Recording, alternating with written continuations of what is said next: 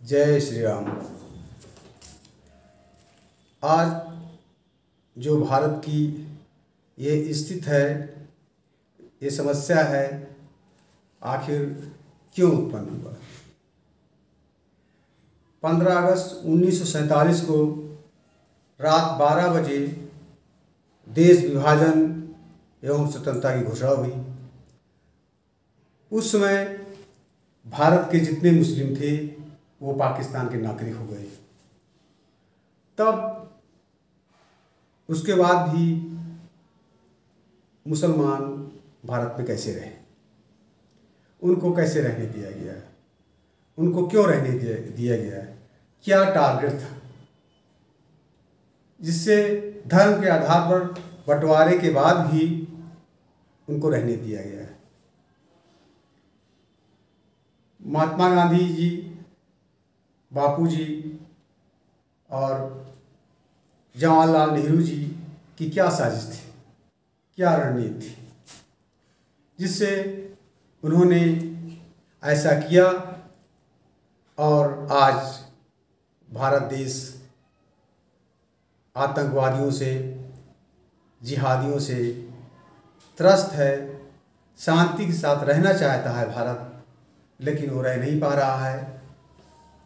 जिहादियों द्वारा हिंदुओं की लगातार हत्या की जा रही है।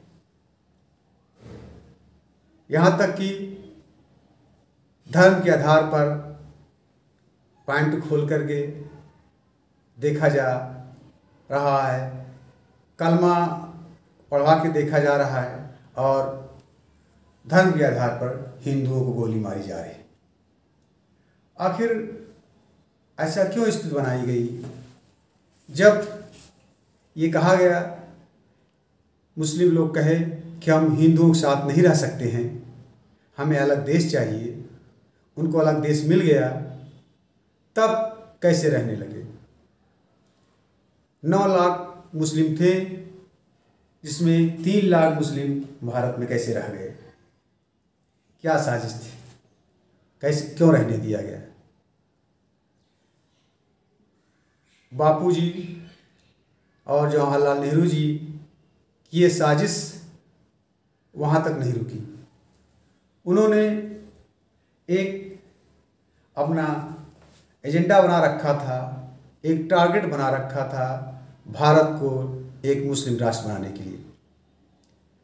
गजवाए हिंद के टारगेट रखते हुए उन्होंने ऐसा काम किया। संविधान में उसके बाद मुस्लिमों को रहने के बाद उन्होंने संविधान में ऐसा चक्कर चलाया जिससे धीरे धीरे भारत से हिंदू समाप्त हो जाएं और मुस्लिम ताकतवर हो जाएं, मुस्लिम इस्लामीकरण भारत को कर दिया जाए। संविधान में हम देखते हैं तो धीरे धीरे सारे संविधान में कहीं भी आपको ऐसा नहीं मिलेगा जो ये लगे कि हिंदुओं के हित के लिए बात की जा रही है। बाबा भीमराव अंबेडकर जी ने जो सपना देखा था, उन्होंने साफ साफ कहा था कि कोई भी मुस्लिम को भारत में नहीं रहने दिया जाए, लेकिन षड्यंत्रकारी महात्मा गांधी जी और जवाहरलाल नेहरू ने उनकी बातों को अनसुना कर दिया, इनकार कर दिया और मुस्लिम को रहने दिया गया। यहाँ तक तो बात ठीक थी, लेकिन उसके बाद भी उन्होंने एक साजिश के अंतर्गत ऐसा चाल स्टार्ट किया।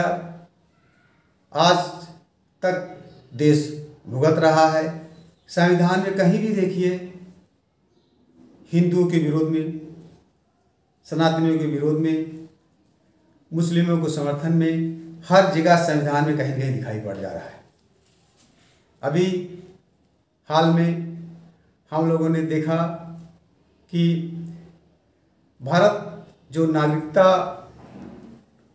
कानून है, जो अधिनियम है 1955 के अनुसार जो ऐसा बनाया गया है, उसके अनुसार फिर उसमें ऐसा कानून बना दिया गया कि फिर उसमें मुस्लिम भारत में भी रह सकें, भारत में षड्यंत्र करते रहें, पाकिस्तान में भी रह सकें। इसके आधार पर उन्होंने जो और नागरिकता के नियम जो हैं जो मुख्य है उसमें ये है कि वो टारगेट रख के किया गया है मुस्लिमों के लिए ही कि कोई भी अगर नागरिक इस आधार पे हो सकता है जब माता पिता में कोई एक भारत की हो। ये सोची समझी चाल थी, विश्व में ऐसा कहीं भी नहीं है। वो यहाँ हुआ कि पाकिस्तान की नागरिक महिलाएं भारत की नागरिक महिलाएं पाकिस्तान में शादी की, लेकिन नागरिक भारत की ही बनी रहे। इससे ये हुआ कि पाकिस्तानी जो पुरुष थे, हस्बैंड पाकिस्तान में, पत्नी भारत में, पाकिस्तानी बच्चे भारत में, सारा सरकारी योजनाओं का फ़ायदा भारत में, लेकिन सहानुभूत पाकिस्तान। ये एक ऐसे षड्यंत्र, एक पॉलिसी थी जिससे इस आधार पर भारत में इस्लामों की जनसंख्या और बढ़ाई जा सके, मुस्लिमीकरण किया जा सके, और धीरे धीरे यहाँ होकर के ये भारत के खिलाफ एक साजिश रच सके। यहाँ तक और ये भी साजिश सुनाई पड़ रहा है कि पाकिस्तान की महिलाएं भी भारत में इसी तरह घुस चुकाई हैं। अभी हमने सीमा हैदर को देखा भी कि कैसे आई, कैसे यहाँ शादी की। दुर्भाग्य है कि अभी वो भारत में है। भारतीय संविधान में के द्वारा हिंदू को समाप्त करने की साजिश जो रची, उसमें संविधान में अल्पसंख्यक, धर्मनिरपेक्षता, नागरिकता जैसे बहुत से संविधान को लाया गया। इससे भारत सहित, भारत के साथ साथ हिंदू भी, सनातनी भी कमज़ोर हो सके और संविधान का फ़ायदा उठाते हुए भारत से हिंदू को समाप्त किया जा सके। आखिर ऐसा क्यों किया? कांग्रेसी संविधान ने, जवाहरलाल नेहरू ने, महात्मा गांधी जी ने भारत के साथ ऐसा क्यों किया?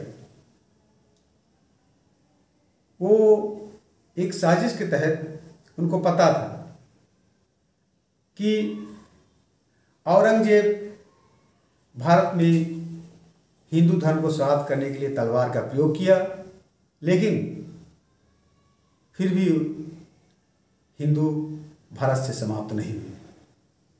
ये चीज़ जवाहरलाल नेहरू और महात्मा गांधी को पता था, इसलिए उन्होंने संविधान का सहारा लिया और संविधान में ऐसे ऐसे अधिनियम लाए, ऐसे ऐसे शब्द लाए जिससे सनातन धर्म, हिंदू धर्म धीरे धीरे समाप्त हो जाए।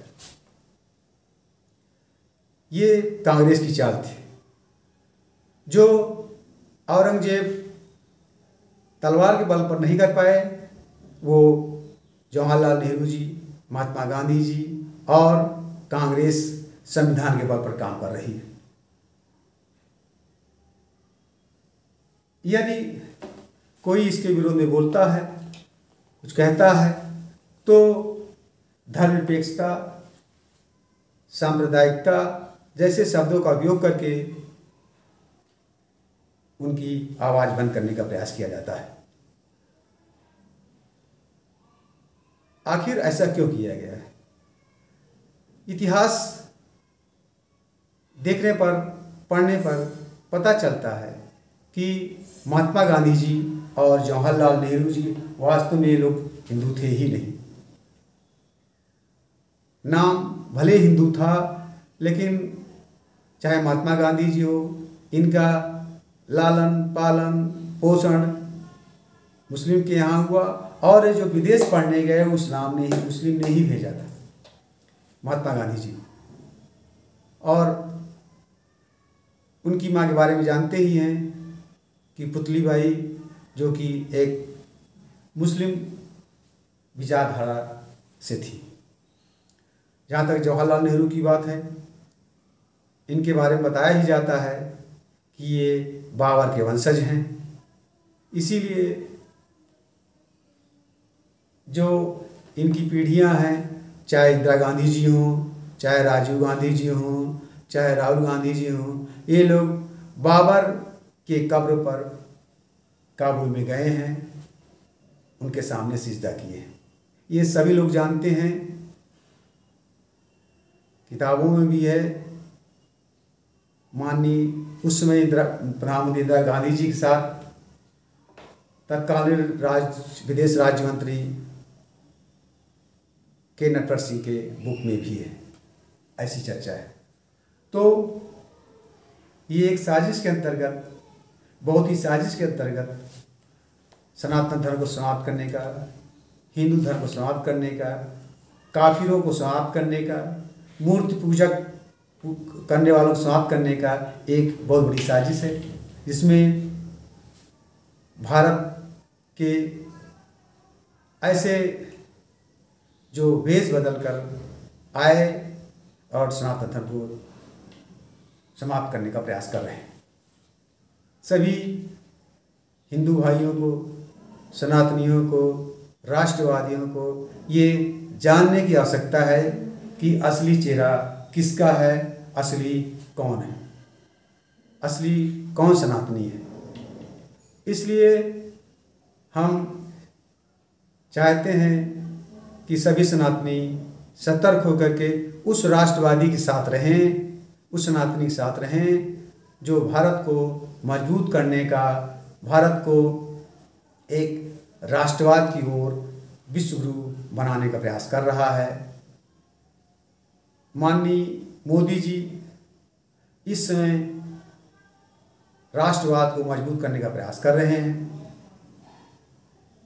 और हम चाहते हैं कि सभी सनातनी, सभी राष्ट्रवादी एक स्वर से मोदी जी का समर्थन करें और उनका उत्साह बढ़ाएं, जिससे भारत एक शक्तिशाली देश, सनातन एक शक्तिशाली धर्म, विचारधारा, राष्ट्रवादी विचारधारा मजबूत हो सके और भारत विश्व में विश्वगुरु बन सके।